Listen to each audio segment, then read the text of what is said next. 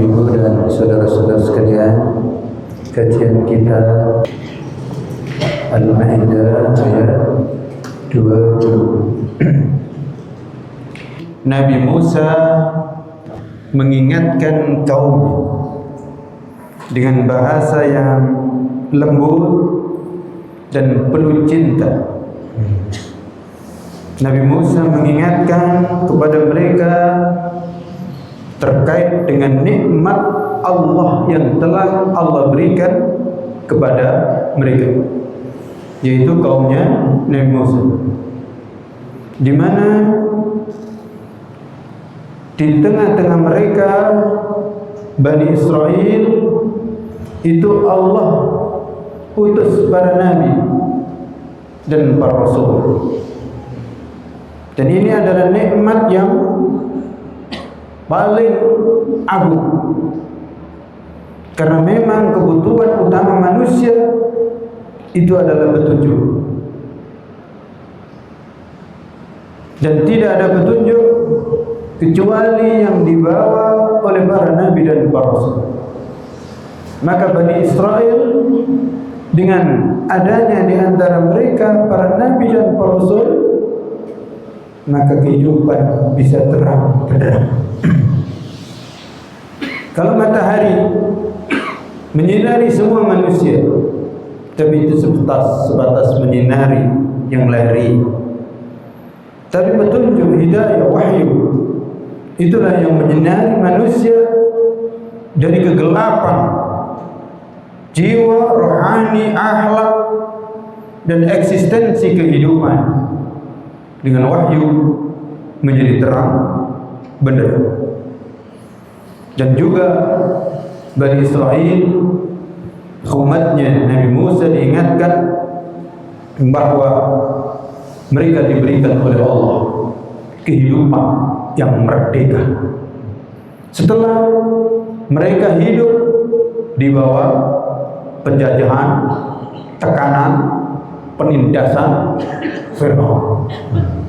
Maka mereka menjadi bebas karena mereka bisa mengalahkan Fir'aun dengan kemenangan yang spektakuler, dan jadilah mereka sebagai bangsa yang merdeka. Mereka bisa punya hidup dengan punya istri, punya anak-anak yang leluasa, dan punya pembantu yang mereka inginkan. Di samping memang di antara mereka ada yang Allah Subhanahu wa taala jadikan raja, penguasa, untuk mengatur kehidupan mereka dalam berbangsa dan bernegara.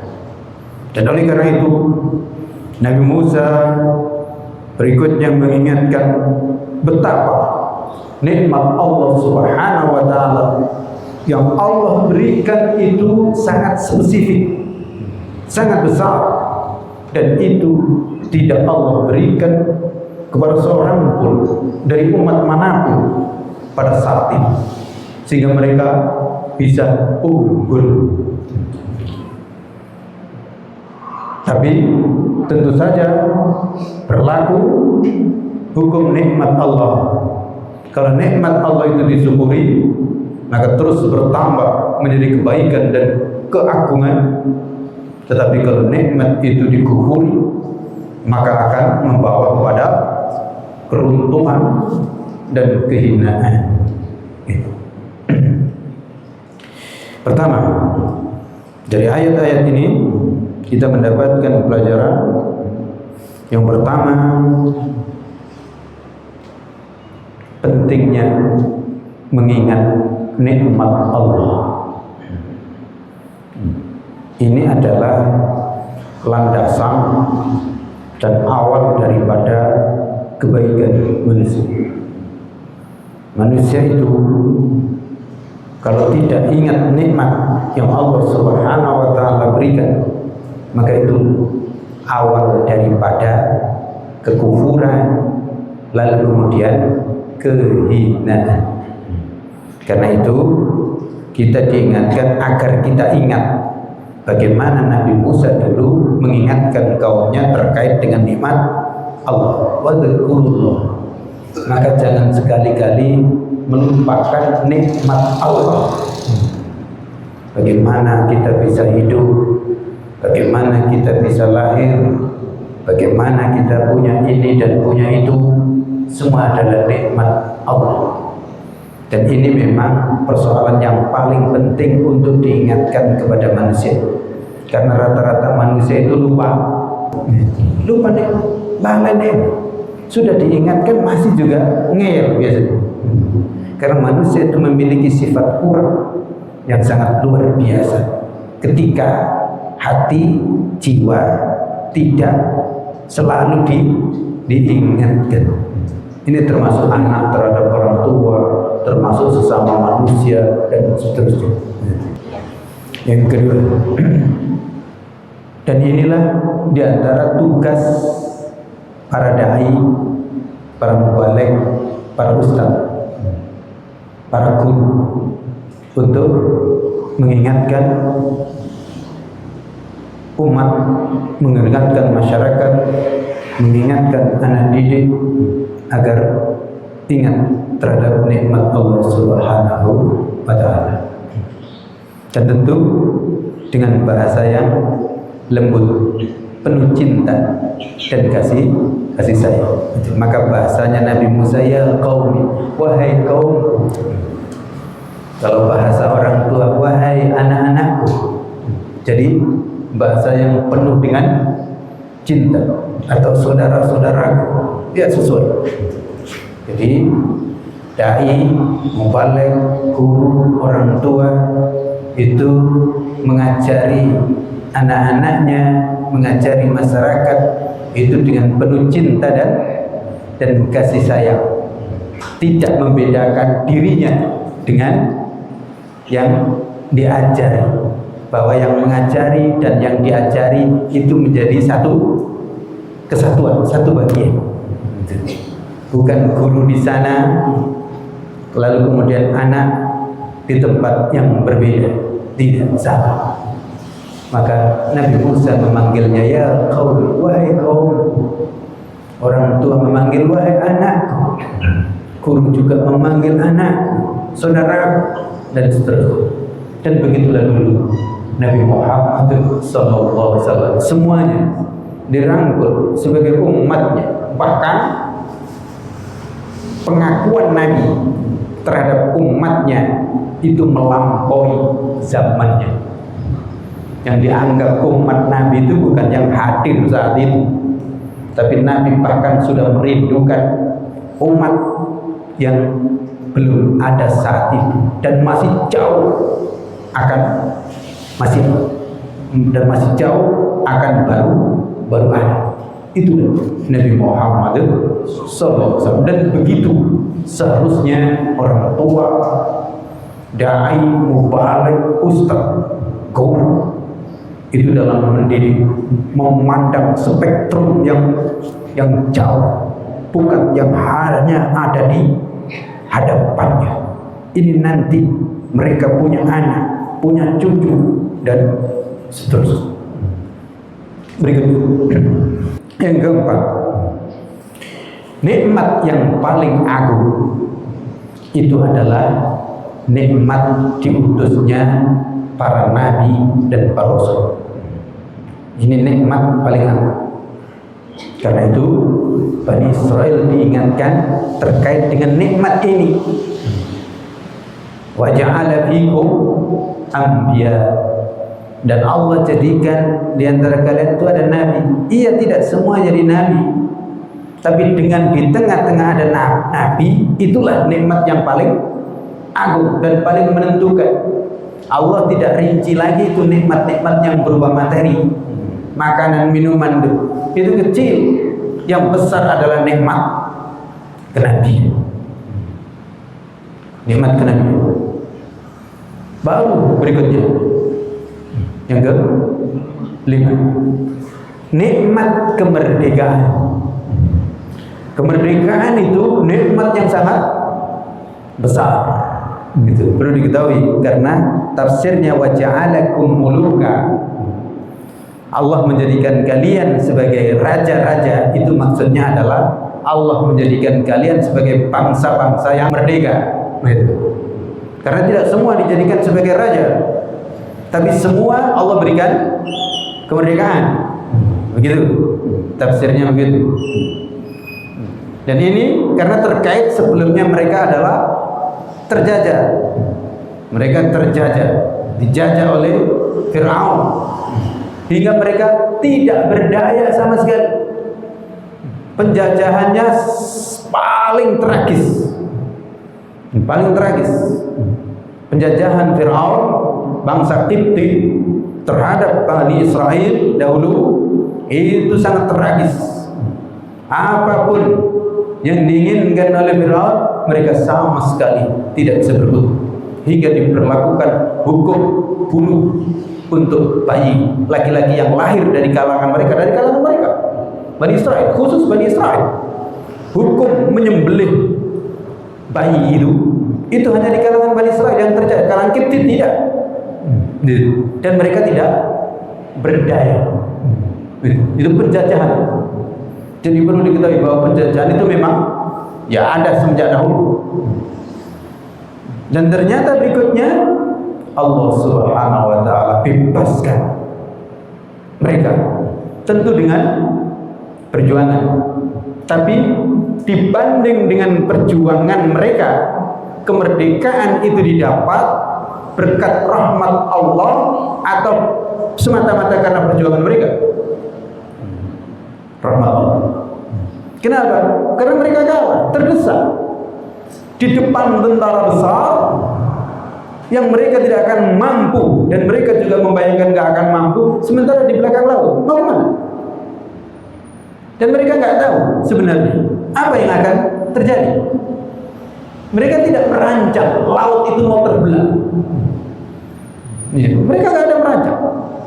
Bahkan Nabi Musa juga insya Allah nggak tahu. Dugaan kita Nabi Musa juga nggak tahu apa yang terjadi. Karena Nabi Musa hanya mengatakan Allah bersamaku. Allah pasti menolong. Dengan cara apa? Wallah. Nabi Musa nggak tahu dengan cara apa, nggak diberitahu. Karena anda kan diberitahu, nanti kita akan belah laut itu. Mungkin disampaikan. Mungkin disampaikan.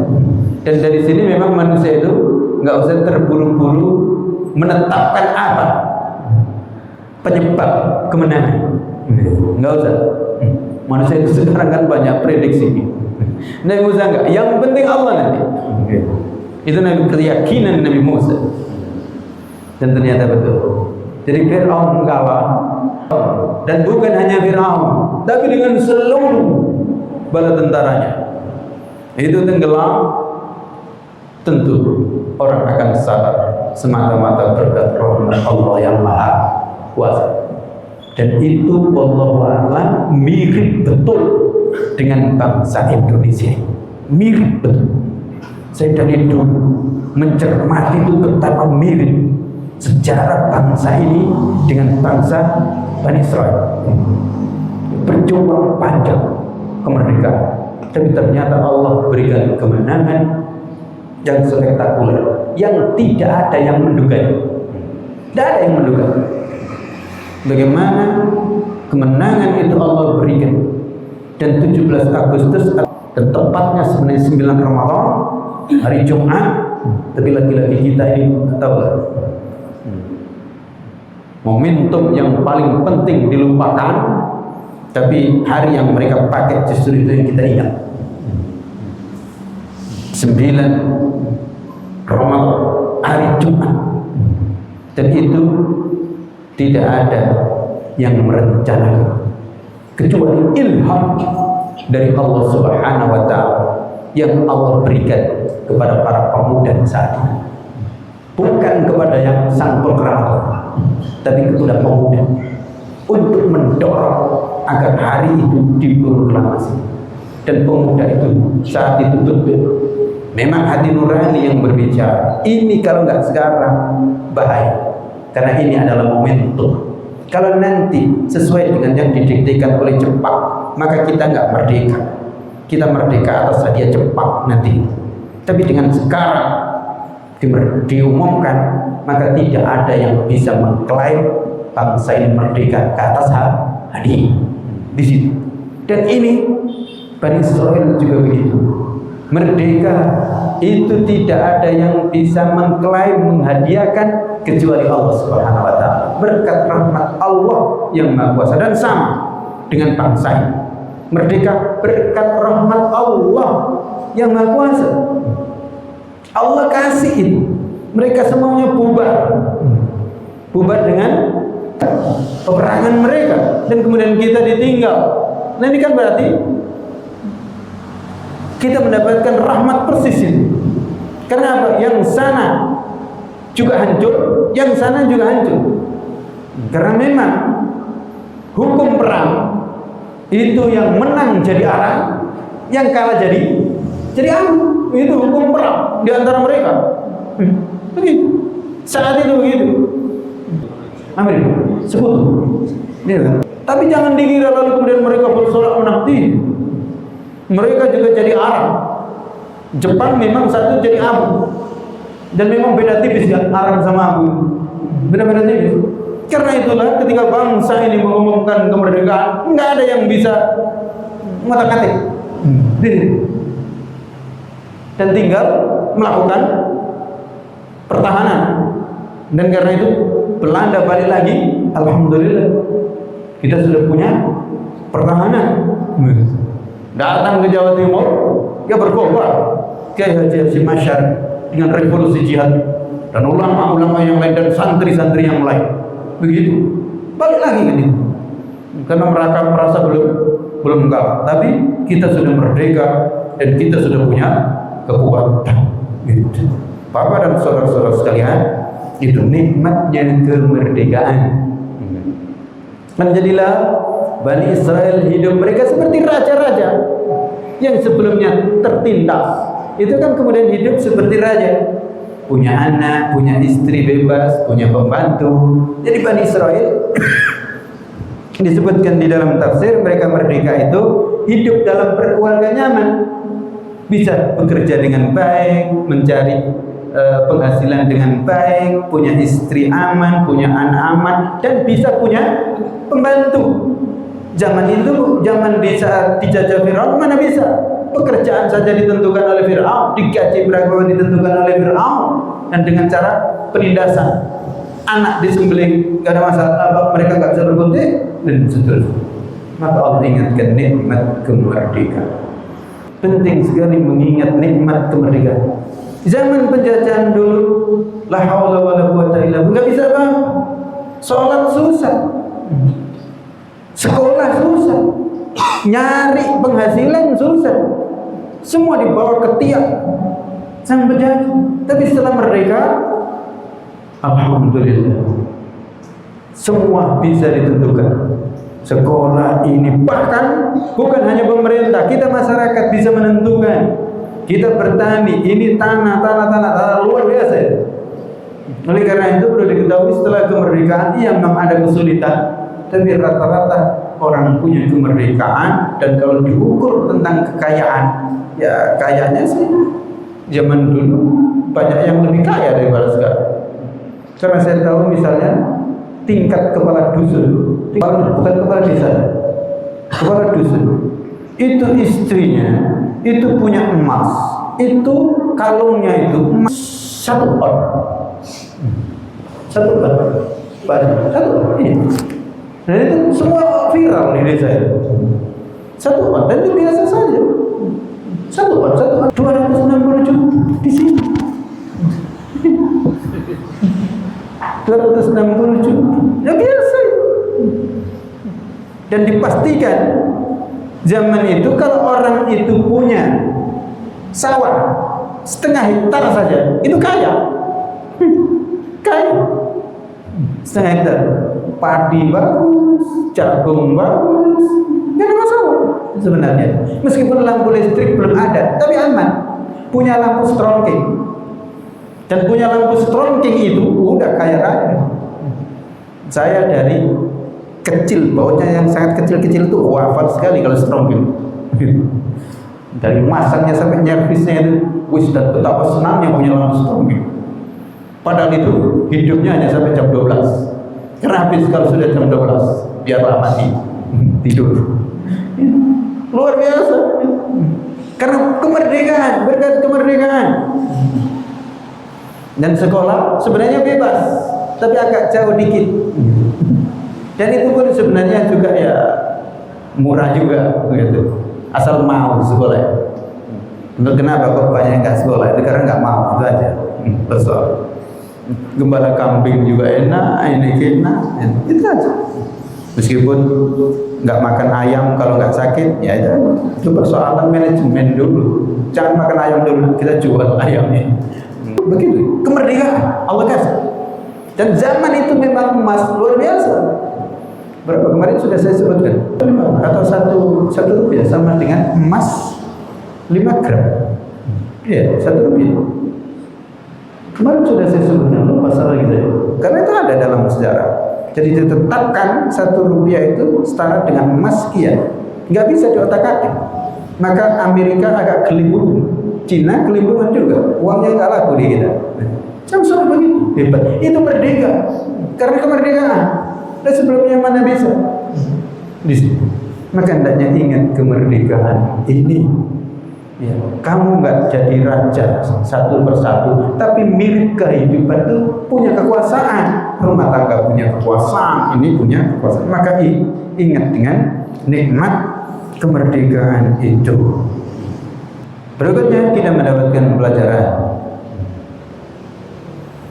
nikmat ilmu wahyu itu lebih utama dibanding nikmat jabatan dan kekuasaan dan harta benda. Di situ. Kenapa? Karena Allah dulukan nikmat anbiya, kenabian, baru nikmat kekuasaan. Gitu. Ini hendaknya ingat semuanya itu. Ini bahayanya kita tuh gak ingat di sini bahwa nikmat ilmu itu lebih penting, gitu. Lebih penting dibanding nikmat harta, nikmat jabatan, nikmat kekuasaan. Perlu diingatkan, bukan nikmat harta nggak penting, bukan nikmat kekuasaan, kemerdekaan tadi nggak penting, bukan, penting. Tetapi yang lebih penting adalah nikmat ilmu. Kenapa? Karena kekuasaan, kekayaan itu bisa justru menjerumuskan dan menghinakan tanpa dipandu oleh ilmu wahyu. Gitu. Di sini.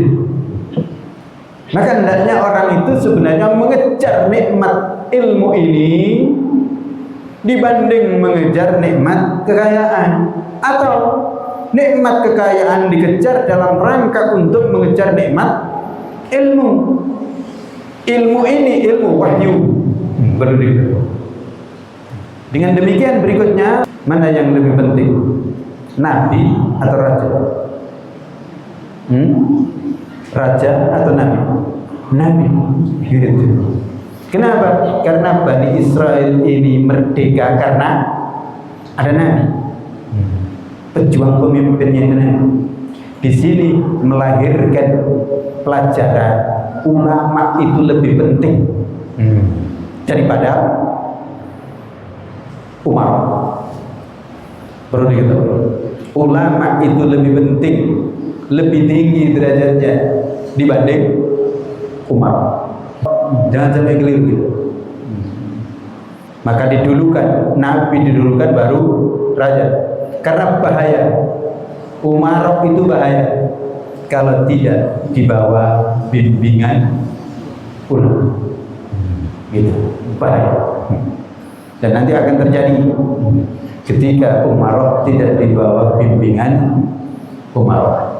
Termasuk kita juga ditunjukkan negeri ini merdeka itu sebenarnya berkat perjuangan yang paling besar. Itu siapa? Ulama. Perjuangannya memang gak begitu kelihatan dan tidak terlalu nampak, tapi sesungguhnya perjuangan para ulama itu yang menentukan dalam sepanjang sejarah. dalam sepanjang sejarah. Apa artinya? Kekuatan spiritual itu sebenarnya yang paling menentukan. Saya kayak tadi itu pemimpin yang tipe hanya umarok itu nggak berani mau mengumumkan kemerdekaan, itu nggak berani. Tapi karena di belakang ada pemimpin ulama yang memiliki kekuatan spiritual, harus berani. Termasuk kemudian yang menghadapi Belanda datang, ya ulama. Termasuk yang mengobarkan perang, siapa? Ya ulama. Dengan semangat yang disebut dengan jihad fi sabilillah. Kata-kata jihad fi sabilillah itu menggetarkan dan merupakan energi terbesar di situ. Oleh karena itu, ulama lebih penting. Sepanjang sejarah, ketika ulama dipinggirkan dan penguasa atau umar itu angkuh, maka disitulah keruntuhan atau kemunduran. Maka yang disebut dengan khulafaur rasyidin, kita punya khulafaur rasyidin kan? Itu para ulama hanya sepakat 4 dan ditambah 1 5, hanya sepakat itu.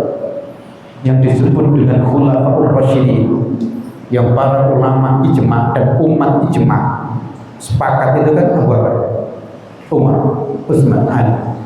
Lalu muncul berikutnya Umar bin Abdul Aziz. Selain itu umat tidak menyebut yang lain sebagai khulafaur ar-rasyidin. Kenapa? Karena jelas Abu Bakar ulama, Umar ulama, Utsman ulama, ulamanya ulama, begitu.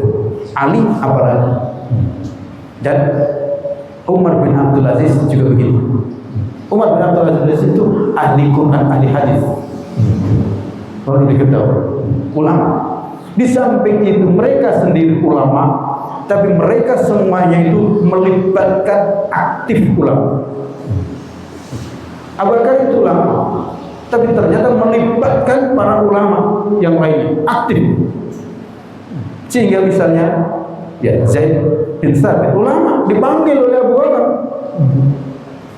diminta pendapat bagaimana ini kalau Al-Quran dibukukan. Enggak langsung. Zaid bin Thabit karena ulama, ya Khalifah Rasulullah, apakah kita akan melakukan apa yang tidak dilakukan oleh Nabi? Itu ulama. Dan seterusnya.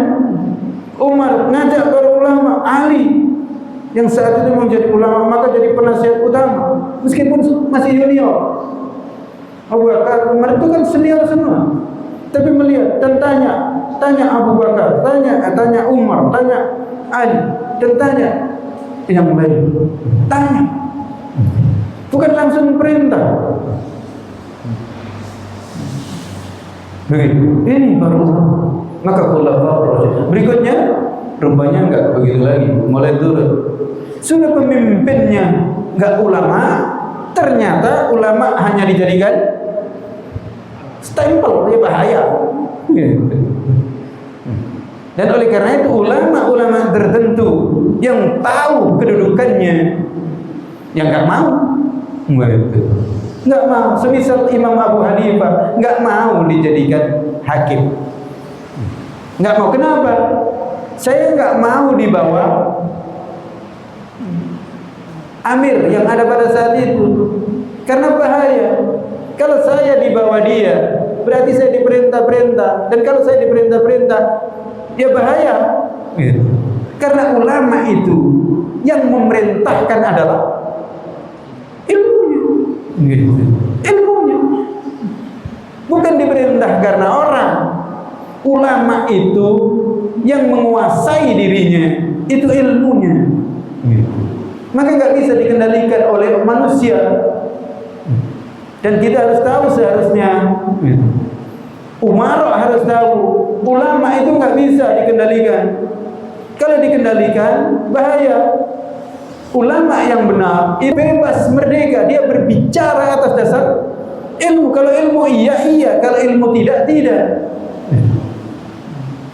Tapi ya karena memang ulama ini manusia biasa, lain dengan nabi, maka ada ulama yang bisa dibungkam dengan harta gitu. Di sini bersoal. Itu maka bahayanya ketika ulama bukan lagi ilmu yang mengendalikan, tapi harta yang mengendalikan, maka itu bukan ulama. Maka Imam Ghazali menyebutkan itu ulama dunya, bukan ulama.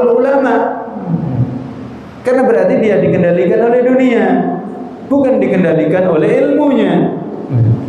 Maka apa beda dengan orang kaya itu, yang kaya harta? Orang yang kaya, yang orientasi kekayaan, itu kan mikirnya bagaimana kaya, gitu, ya kan? Bagaimana kaya dengan hitungan materi. Tapi kalau ulama kan tidak disebut ulama, ahli ilmu, berarti ilmu yang mendominasi baginya. Oleh karena itu, disinilah bahwa kedudukan ulama seharusnya lebih tinggi daripada umarok. Umarok seharusnya tahu kedudukan mereka para ulama itu lebih tinggi. Maka hendaknya datang umarok yang benar itu datang kepada ulama. Bukan ulama datang ngajukan proposal kepada umarok. Bukan, kecil. Ulama itu cukup sudah dengan ilmunya. Umar kalau mau bagus datang. Bagaimana ini? Boleh atau tidak? Gitu. Tolong nasihatnya. Gitu seharusnya.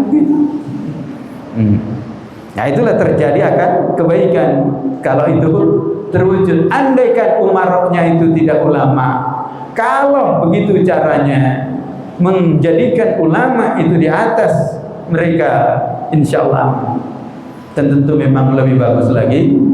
Umarok itu ulama, tapi ketika menjadi umarok waspada, hendaknya tetap dekat dengan para ulama, karena dia bukan satu-satunya ulama yang kebetulan Allah berikan kekuasaan, maka libatkan para ulama dengan sebaik-baiknya. Jangan merasa mentang, seharusnya begitu.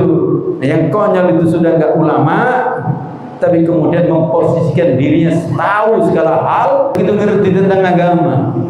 Juga kemudian mengendalikan agama itu bagaimana? Nggak ngerti tentang zakat, nggak ngerti tentang ini, tapi kemudian pokoknya harus begini, pokoknya harus begini. Ya ulama yang ngerti tidak. Kalau begitu izin, saya tidak ikut campur. Gitu saja. Berikutnya, kita hendaknya selalu ingat, dan kita boleh mengingatkan nikmat yang bersifat spesifik. Nikmat yang spesifik.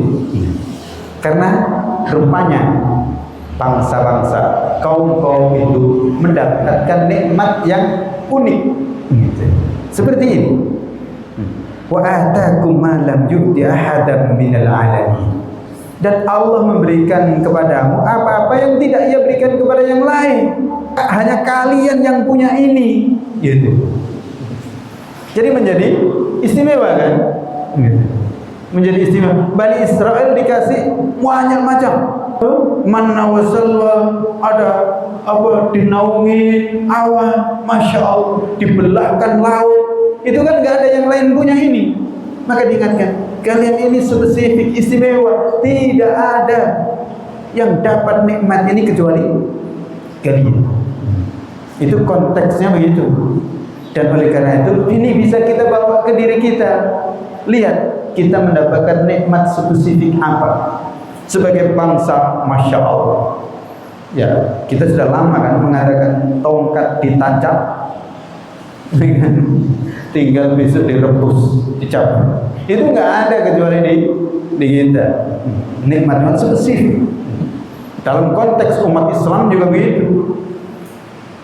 Negara-negara Islam atau bumi yang di atasnya hidup umat Islam itu rata-rata menyimpan dan mendapatkan kekayaan yang tidak ada di tempat. Misal Arab yang tandus itu ternyata menyimpan di dalamnya minyak, yang ternyata minyak itu luar biasa. Tempat lain susah. Tempat lain susah. Dan oleh karena itu Saudi pernah mengalahkan Amerika itu hanya 24 jam. Selesai Amerika. Hampir hancur. Ketika Raja Salman mengatakan kita tutup minyak sana, kolap hanya 24 jam. Dan tanpa perang. Bayang. Dan hari ini kalau mau bisa juga. Hari ini kalau mau. Kita ini memiliki kekuatan yang sangat dahsyat berkat kita sebagai orang yang beriman, maka Allah kasih. Apalagi bangsa Indonesia ini lebih dahsyat lagi sebenarnya kekayaannya. Kalau mau, tapi kita lupa dengan nikmat yang Allah berikan. Bapak dan saudara-saudara sekalian, di akhir saya ingin tambahkan pelajaran dengan situasi kontemporer yang ada. Ya. Jangan silau. Alhamdulillah, saya sama sekali tidak silau melihat bagaimana senjata Amerika dan Iran itu kayak kembang api, hanya main tombol saja. Lihat semuanya, ngeri. Semua di sana pada nangis semua dan pada udah ketakutan semua. Kira-kira Arab ini semua udah ketakutan semua. Karena begitu. Apalagi izin. Ya, saya membayangkan yang sedang memimpin kita sangat takut. Karena tahu. Kenapa? Karena semua itu dilihat dengan kacamata perhitungan matematika semata, material semata. Sehingga semuanya melihat, wah, kecil sekali gitu. Nggak ada apa-apanya. Itu kalau meluncur ke sini dan yang ada ini suruh ngadapi, udah memang nggak bisa apa-apa. Kita punya apa? Punya bedil itu. Bagaimana bedil bisa menghadapi itu semua? Mau ini tinggal pencet. Perang dari jarak jauh. Diincar di sana, rumah sudah ketahuan. Dan orang-orang kita tahu yang di atas. Setiap kita ini kalau diinginkan oleh Amerika untuk ditembak dari jarak jauh, ketahuan. Izin ibu. Kita ini ketahuan dimanapun kita berada. Mau masuklah ke dalam liang semut. Karena di diri kita ini sudah ada di mereka. Apalagi yang suka main HP. Kita melakukan apa ini semua ketahuan semua. Dalam ilmu pengetahuan mereka. Gimana? Gimana nggak nyungsep? Gimana nggak kecilan? Tapi percayalah, kalau kita tahu ayat ini dan insya Allah perlu diketahui, yang bisa mengalahkan teknologi yang hebat itu bukan teknologi, tidak bisa. Sudah ada yang mulai mengatakan dan mengaitkan dengan ayat Al-Quran, menang itu Iran. Entar dulu. Ya, dengan teknologinya tidak. Andaikan kok kalah, ya bukan sebagai pemenang yang sesungguhnya. Dan kemungkinan kalau memang kok andaikan truk, maka hancur. Ya. Kenapa? Karena kemenangan yang sejati itu bukan begitu. Kemenangan yang sejati itu adalah insya Allah kemenangan spiritual. Bukan berarti teknologi gak ada. Tapi yang menentukan nanti itu kemenangan spiritual, kemenangan ilmu yang dipandu oleh wahyu. Percaya? Oleh karena itu Bapak Ibu jangan rendah hati. Maksud saya jangan rendah diri. Jangan lemah gara-gara melihat teknologi yang sudah sangat canggih. Tenang, itu kecil. Sebenarnya itu kecil kalau dibanding dengan ilmu wahyu yang Allah Subhanahu wa ta'ala. gambaran singkatnya itu Al-Quran itu mukjizat. Ya, Al-Quran itu mukjizat. Dan kita yakin semuanya Al-Quran itu mukjizat. Mukjizat terbesar. Maka inilah nanti yang menghadapi untuk bisa menaklukkan senjata-senjata yang tinggal pencet. Tapi ini sulit untuk membuat Bapak Ibu meyakini, karena kita punya keyakinan Al-Quran itu mukjizat, itu hanya di mulut, hanya di mulut. Tapi kenyataannya kita nggak punya keyakinan itu, hanya di mulut. Padahal benar Al-Quran itu mukjizat dan tidak akan ada yang mengalahkan. Kemenangan para nabi dan para rasul itu memang selalu kemenangannya kemenangan mukjizat. Perlu diketahui, kemenangannya mukjizat. Nabi Musa tadi kemenangannya mukjizat, Nabi Ibrahim kemenangannya mukjizat, dan seterusnya kemenangan mukjizat. Maka ini juga umat Islam ini nanti kemenangannya adalah kemenangan mukjizat. Al-Quran, Al-Quran. Dan ini sudah dikasih contoh di zaman Nabi Sulaiman. Siapa yang menang? Siapa yang unggul? Jin Ifrit atau alladzi indahu ilmun minal kitab? Jin Ifrit itu tidak ada yang menandingi. Sampai sekarang orang kalau punya kekuatan dahsyat ya Jin Ifrit. Tapi ternyata Jin Ifrit kalah dengan alladzi indahu ilmun minal kitab. Dan begitu nanti. Oleh karena itu percayalah nanti menang umat Islam. Tapi kapan? Saat betul-betul menjadikan Al-Quran sebagai mukjizat. Ya, dan kita tidak akan bisa menang melawan senjata mereka dengan senjata dari mereka. Bagaimana kita bisa menang melawan senjata mereka dan senjata itu dari mereka? Dan dipastikan senjata selain mereka itu pasti lebih rendah. Mereka baru, kita dikasih yang rongsokan. Mereka punya senjata yang paling penemuan paling akhir, kita dikasih yang sudah dipakai lagi. Mau menang dengan itu? Nggak bisa. Nggak. Dan kita mau ngejar belajar, nggak bisa. Jangankan ngejar belajar untuk bikin senjata. Ngejar belajar untuk bikin jarum aja belum bisa. Ya. Lah bikin mobil-mobil kecil-kecil aja kita nggak bisa kok. Bagaimana mau ngejar itu? Maksud saya bukan berarti kita nggak boleh ngejar, boleh. Tapi kita tidak akan bisa ngejar.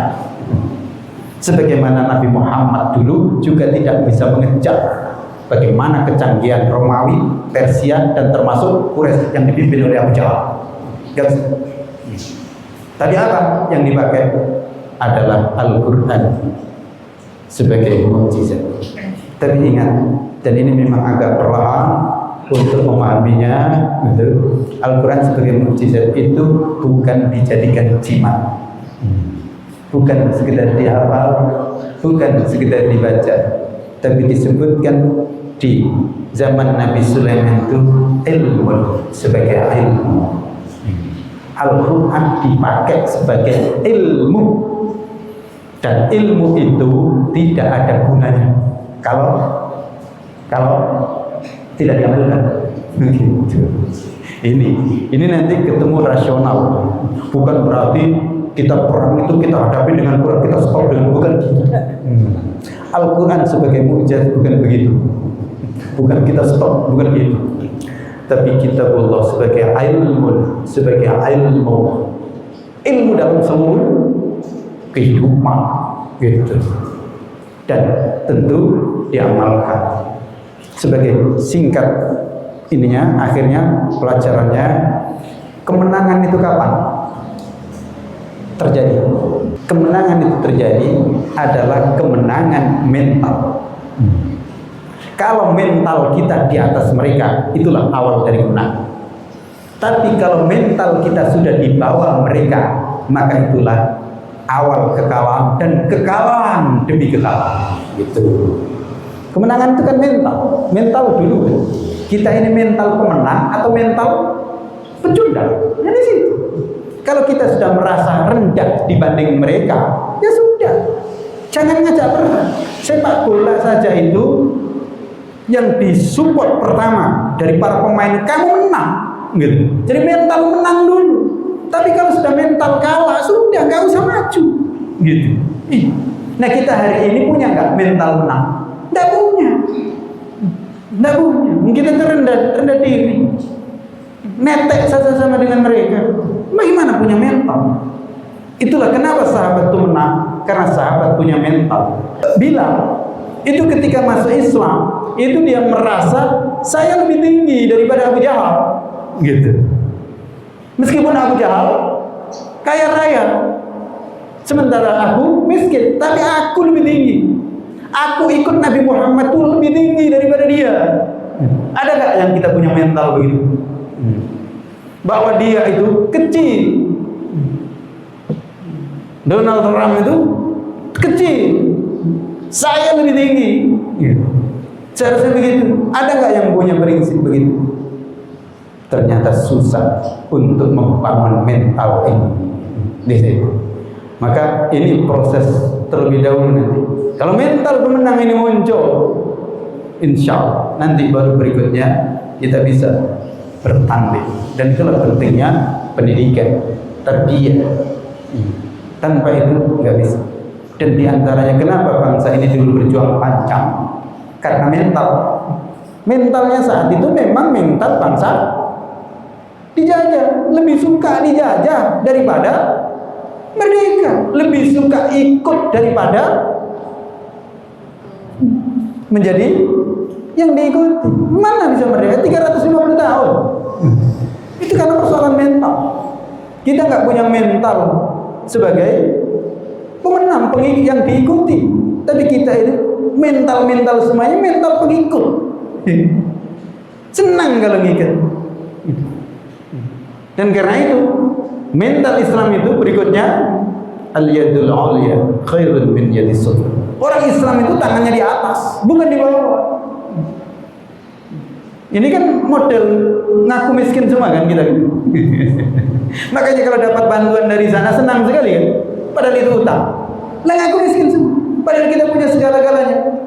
Tapi ngaku miskin semua. Kenapa? Tidak punya mental kaya. Kaya miskin itu kan soal mental. Zaman Nabi, sahabat itu miskin, tapi mentalnya mental kaya. Bukan mental pengemis gitu. Nyari-nyari bantuan. Mana ada para sahabat nyari bantuan, apalagi kepada orang kafir? Nggak mungkin. Nah, kalau kita mengemis itu ke yang lain kan, lagi kemudian ujung-ujungnya, ayo urunan, nah ikut juga urunan. Padahal kita nggak punya apa-apa, tapi diajak urunan karena dia yang nyuruh, ya ikut juga urunan kan. 17 triliun. Allah wala quwwata illa billah. Utang sudah numpuk, diajak urunan nggak bisa berkelit. Bukan hanya uang, tentara kirim ke sini, saya yang mimpin, lemah. Ya Allah, bagaimana kita punya tentara dipimpin oleh mereka? Termasuk guru-guru semua. Sini saya ajari, sekolahkan ke sini. La haula wala quwwata illa billah. Bagaimana kita umat Islam itu berguru dan menjadikan mereka sebagai guru dalam dunia pendidikan dan seterusnya. Maka jangan heran kalau kemudian ada ulama yang mencium kening orang ini dan orang itu. Karena itu gurunya. Bagaimana manusia itu nggak hormat kepada guru? Bagaimana orang Islam menganggap mereka sebagai guru? Sudah menjadi umaro, mereka dianggap sebagai umaro, penguasa, dianggap sebagai guru nih. Nggak hebat kalau tidak sekolah di sana. Dan karena itu buruknya lagi, hampir tidak ada sarjana yang karena itu menjadi sarjana kecuali ngutip ucapan mereka. Mulai dari S1 sampai S3. Ya, dari skripsi, lalu S2, tesis, lalu S3, disertasi.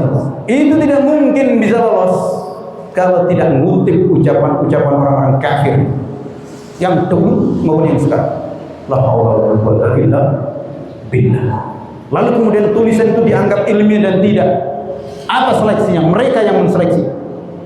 Padahal kita punya Al-Quran, punya hadis, dan punya ulama-ulama yang dulu menjadi rujukan bagi mereka.